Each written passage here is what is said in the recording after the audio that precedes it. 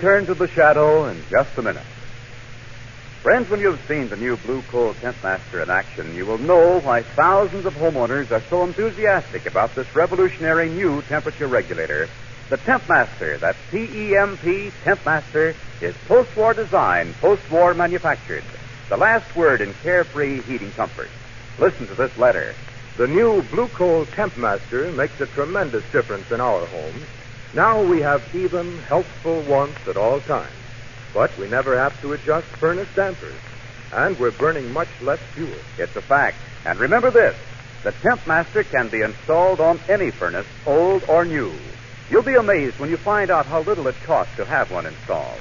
Get a Blue Coal Temp Master with the exclusive Blue Coal feature, the Electric Eye Thermostat. The flashing light of the electric eye tells you the exact position of furnace dampers at all times. The Temp Master, unconditionally guaranteed for 5 years, is exclusive with Blue Coal dealers. Call the nearest Blue Coal dealer and arrange for a demonstration tomorrow.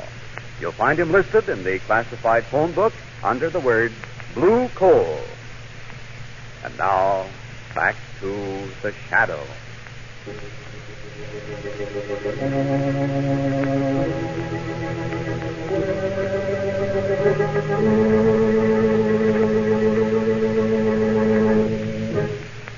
Involved in a mysterious murder in a mental institution, Margo and Lamont have only an hour ago discovered the body of Douglas, the second patient to meet strange and sudden death.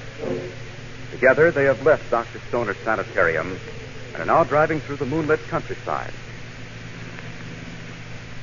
Well, I don't understand it, Lamont. First you announce dramatically that the case is only just beginning, and then we meekly say goodbye, leaving the doctor to gloat over Douglas' supposed suicide. Rose right, Margo. I haven't a shred of evidence, but I could swear that so-called doctor forced him to do it. Made him write that note, too. Well, then I really don't understand why we left the sanitarium. I wanted to give Stoner and his nurse a chance to relax. We can catch them off guard when we get back. Well, that's it. Right now. We're driving around in a circle for the last hour. Now we're back where we started. The sanitarium gate.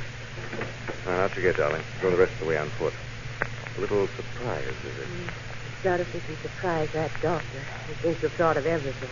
There's at least one loose end around. What's that? Evelyn. She's told us all she knows. She said so herself. She may remember more. With a shadow.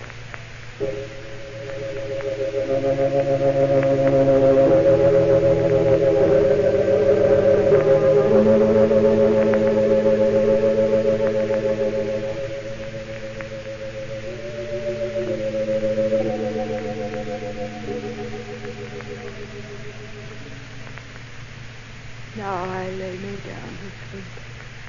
I pray the Lord my soul good. But, oh, the door opened. All by itself. The cat. The cat. No, Evelyn. There's no cat here. And who are you? The shadow. Your friend. But how could a shadow talk to me? You're just playing tricks the way the doctor does. Listen to me, Evelyn. This is very serious. Old Mr. Burton was a good friend of yours, wasn't he? Yes. And Douglas, too? They've both been murdered, Evelyn. Can you guess who did it? Of course. I've known all along. The cat. Tell me more about this cat, Evelyn. Are you sure it really exists? But it must, if it killed Mr. Burton and Mr. Douglas. Describe it to me. Oh, it's big, Shadow. It eats raw meat.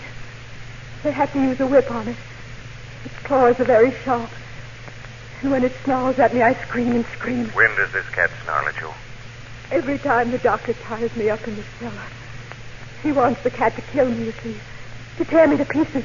This cat is in the cellar, Evelyn? Yes, Shadow. But don't go down there. I like you. I don't want you to die. I don't want you to be torn to pieces.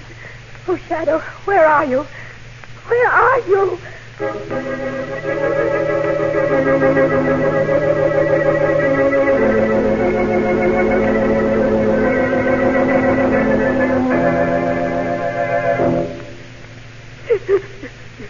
Oh, stop that, Laura. I can't help it. Pull yourself together.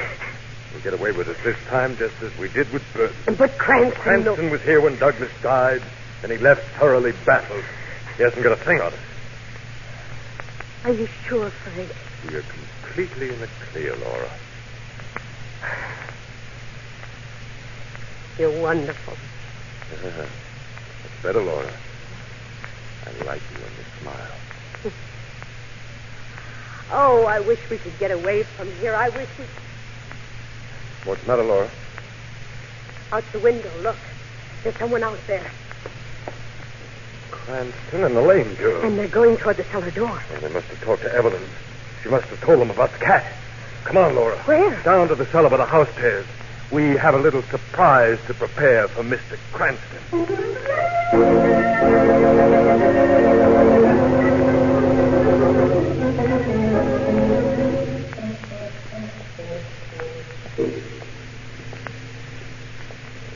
It's dark down here in the cellar, Lamont. I can't see an in. Should be a light switch here if we can just find it. But I'll turn on the flash. Ooh, what a place. Full of cobwebs and rust. More than that down here, if we can believe Evelyn's story. You mean the giant cat she's talking about? She must have been exaggerating. Again, she might not. Look against that wall, Margo. Rope. Evelyn said the doctor tied her up down here periodically in the dark. Tied her up? Scare her out of her mind. He kept telling her that a cat would jump out and claw her to pieces while she was strung up. How horrible. Say, look at that over there where I'm shining my light, Margo. A large pan with raw meat in it. And a whip. Lamont, you don't think Evelyn's story of the giant cat is true. I'm beginning to believe it is. Then the cat's down here with us in the basement.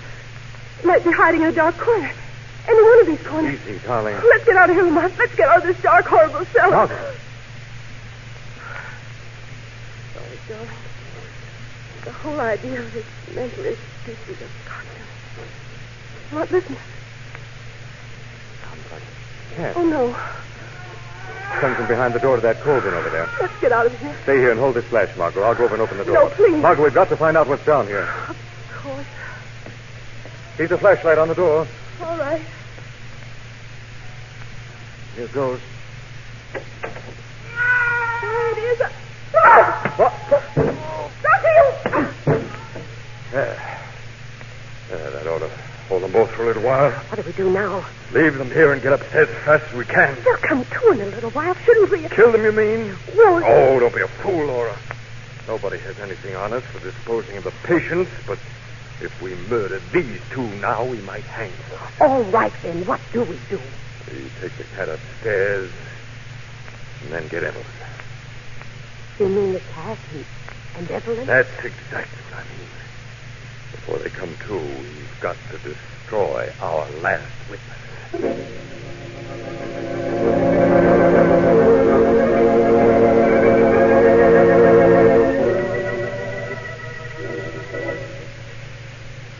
Come in here, Evelyn. No, Doctor, please. I said come in here. No. Evelyn, I haven't time to fool with you. I said come into this room. You're hurting me.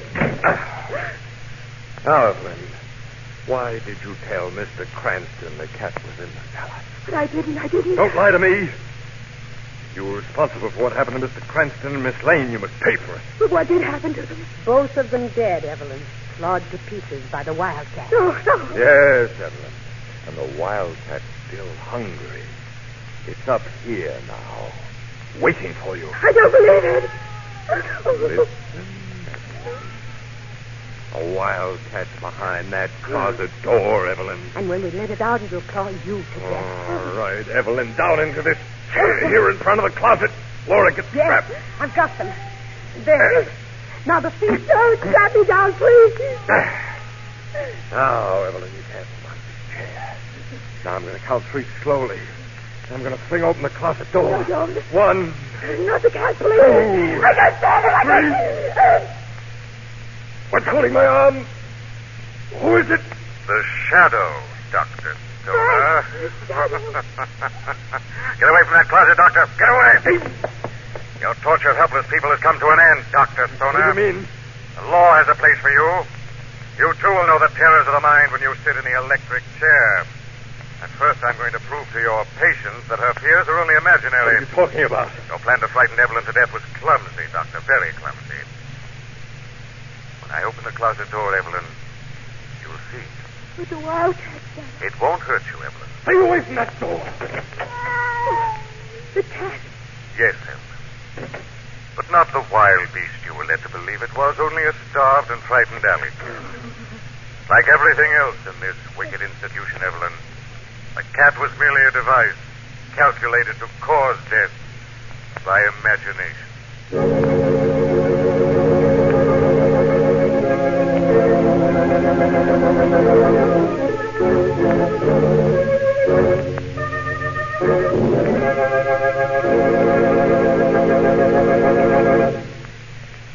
And now let me present Blue Coal's distinguished heating authority, John Barclay. Thank you, Don Hancock, and good evening, Fred.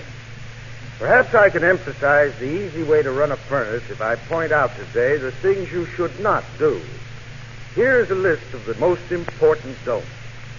Don't burn trash in the furnace. That's a sure way to get a dirty furnace, clinkers, and poor heat. Don't operate the furnace with the firebox only partly filled. A thin fire wastes fuel because the fire burns up too quickly. A deep fire bed actually conserves fuel, so keep your fire at all times at least level with the bottom of the coaling door. Don't shake grates roughly. You'll find that gentle shaking actually conserves fuel. So stop shaking when you see the first faint red glow in the ash pit. Follow these simple good firing rules, and you'll get more satisfaction. And what's more important, more heat from the coal you burn. I thank you.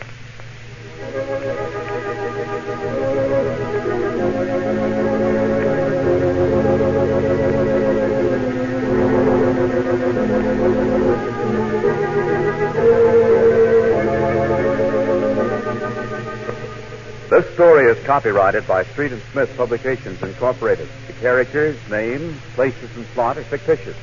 Any similarity to persons living or dead is purely coincidental. Again next week, the Shadow will demonstrate that The weed of crime bears bitter fruit. Crime does not pay. The Shadow